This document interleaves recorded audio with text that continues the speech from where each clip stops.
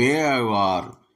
பொய்கையாழ்வார் பூதத்தாழ்வார் போலவே இவரும் தாமாகவே பெருமாளின் சித்தத்தின்படி அவரது கரத்தில் உள்ள வாளின் அம்சமாக அவதரித்தார். இவர் துவாபர யுகத்தில் கிபி 7ஆம் நூற்றாண்டில் சித்தாத்திரி வருடத்தில் ஐப்பசி மாதத்தில் வியாழக்கிழமை தினத்தில் தசமி திதியில் சதயம் நட்சத்திரத்தில் வளர்பிறையில் மயிலாப்பூரில் உள்ள கிணற்றில் உள்ள சிகப்பு அல்லி மலரில் அவதரித்தார்.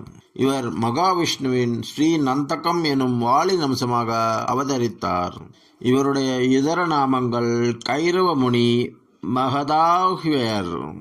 இவர் இயற்றிய பாசுரங்கள் இயற்பா, 3ஆம் திருவந்தாதி, 100 பாடல்கள். பாடிய திவ்ய தேசங்கள் திருவரங்கம், திருக்குடந்தை, திருவண்ணகரம், திருமாலிருஞ்சோலை, திருக்கோஷ்டியூர், திருமபரமதம், திருப்பார்கடல், திருவேங்கடம், திருக்கடிகை, திருவல்லிக்கேணி, திருவெக்கா, திருப்பாடகம், திருவேலுக்கை, திருஅட்டவியோகரம், திரு அத்திகிரி ஆகிய 15 தலங்கள்.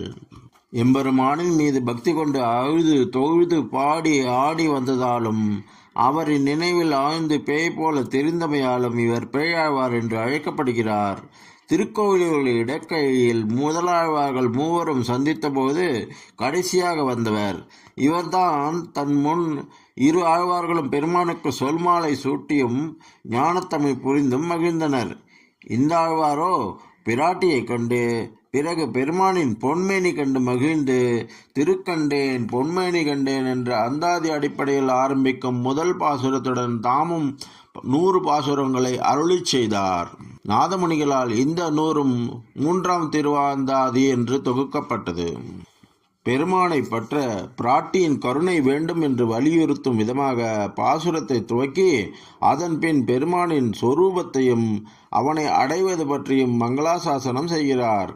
திருக்கண்டேன் என 100ம் செப்பினான் வாழியே, சிறந்த வைப்பசியில் சதயம் தனித்த வள்ளல் வாழியே, மறுக்கமழும் மயிலை நகர் வாழ வந்தோன் வாழியே, மலர்கரிய நெய்தல்தனில் வந்துதித்தான் வாழியே, நெருக்கிடவே இடைகழியில் நின்று செல்வன் வாழியே, நேமி செங்கன் வடிவழகை நெஞ்சில் வைப்போன் வாழியே, பெருக்கமுடன் திருமழிசை பிரான் தொழுவோன் வாழியே, பேயாழ்வார் தாளினை பெருநிலத்தில் வாழியே.